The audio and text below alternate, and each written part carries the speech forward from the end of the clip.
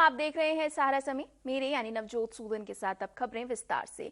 UP विधानसभा चुनाव के लिए राजनीतिक दलों के बीच शहमात का खेल शुरू हो गया है। मांगे पूरी नहीं होने पर मंत्री पद छोड़ चुके सुहेल देव भारतीय समाज पार्टी के अध्यक्ष ओम प्रकाश राजभर एक बार फिर बीजेपी के सहयोगी के रूप में नजर आ सकते हैं। बीजेपी के साथ मिलकर चुनाव लड़ने के लिए तैयार ओम प्रकाश राजभर ने कई शर्तें रखी, जिन्हें गठबंधन से पहले पूरा करने का ठोस आश्वासन बीजेपी से वो चाहते हैं।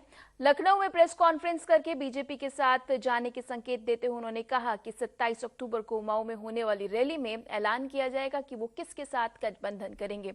उन्होंने बीजेपी के सामने मांग रखी है कि देश के पिछड़ों की जातिगत जनगणना, रोहिंग्या आयोग की रिपोर्ट को लागू करना, यूपी में सामाजिक न्याय समिति की रिपोर्ट लागू करना और यूपी में घरेलू बिजली का बिल माफ करना शामिल है। इसके अलावा एक समान, अनिवार्य और मुफ्त शिक्षा और राज्य में शराब पर पूर्ण प्रतिबंध पर भी उन्होंने जोर दिया। भागीदारी संकल्प मोर्चा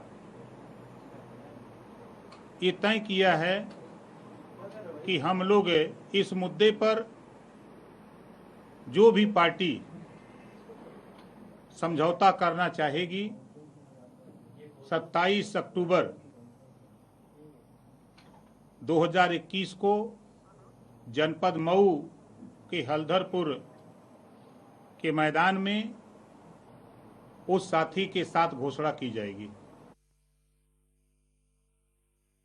हमारे सहयोगी आलोक गुप्ता का। आलोक जी, जिस तरह से हम देख रहे हैं कि अब चुनाव उत्तर प्रदेश में कुछ ही महीने दूर हैं और जिस तरह से देखा जा रहा है कि सभी पार्टियां समीकरण बनाने की कोशिश कर रही हैं, जनता के बीच अपना मैसेज पहुंचाने की कोशिश कर रही हैं, और इस बीच राजभर को लेकर जो है सस्पेंस अभी जारी है, किससे गठबंधन करते हैं, और ये भी बात सामने आ रही है कि काफी शर्तों के साथ गठबंधन करेंगे।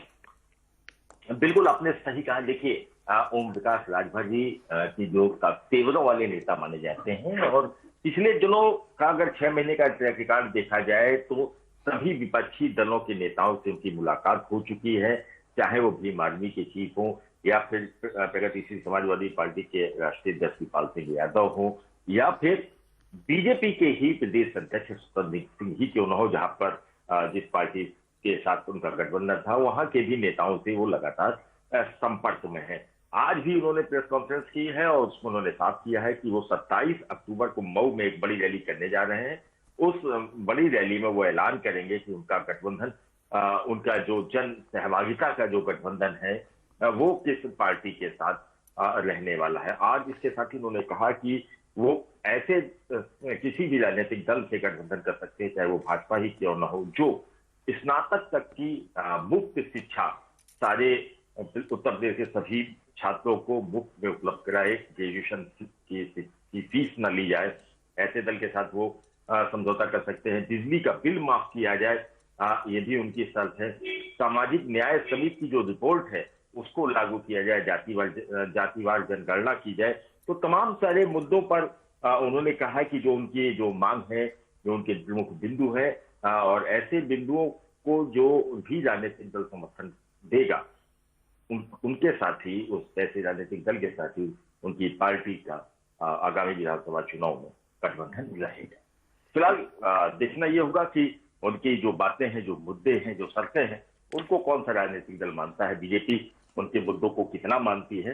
तो हालांकि उन्होंने इस बात से इनकार नहीं किया कि बीजेपी के साथ उनका गठबंधन नहीं होगा। यह जरूर उन्होंने कहा है कि जो भी राजनीतिक दल, चाहे वो बीजेपी ही क्यों ना हो, उनकी मांगों को अगर मानती है।